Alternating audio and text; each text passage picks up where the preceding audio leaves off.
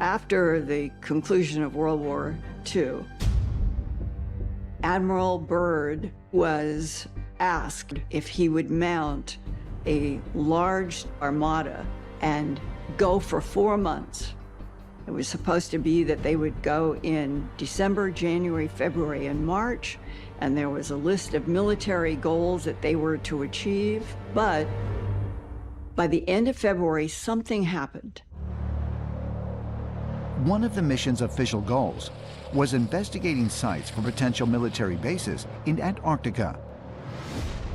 But during his explorations, Admiral Byrd allegedly came upon something highly unexpected. This story is said to come from his diaries, not his published account of the trip, but something he held back and then later was suppressed by government authorities that found it frightening. In his diary, which was discovered by his son after his death, Admiral Byrd tells an extraordinary story. Admiral Byrd heard there was an entrance to the center of the Earth through the South Pole. And he took planes into the South, under the South Pole.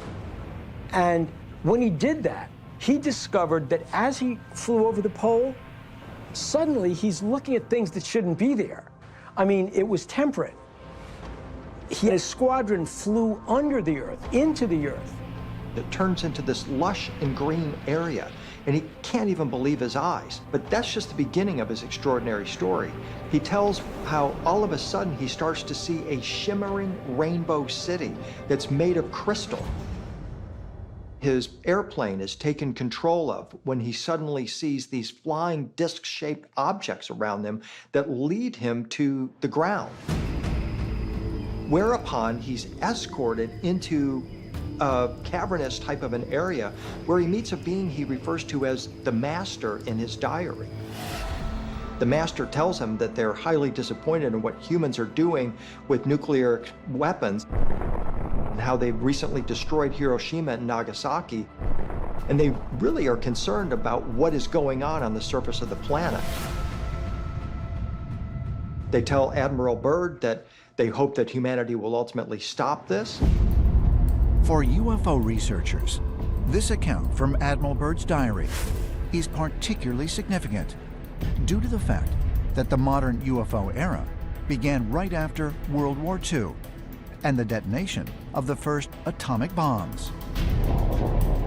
It has also been noted that a high number of UFO sightings have been reported in the vicinity of nuclear missile silos. Admiral Byrd's story is congruent with the stories that we hear from numerous accounts of angelic or extraterrestrial type beings that are very concerned about what humanity is doing with nuclear weapons.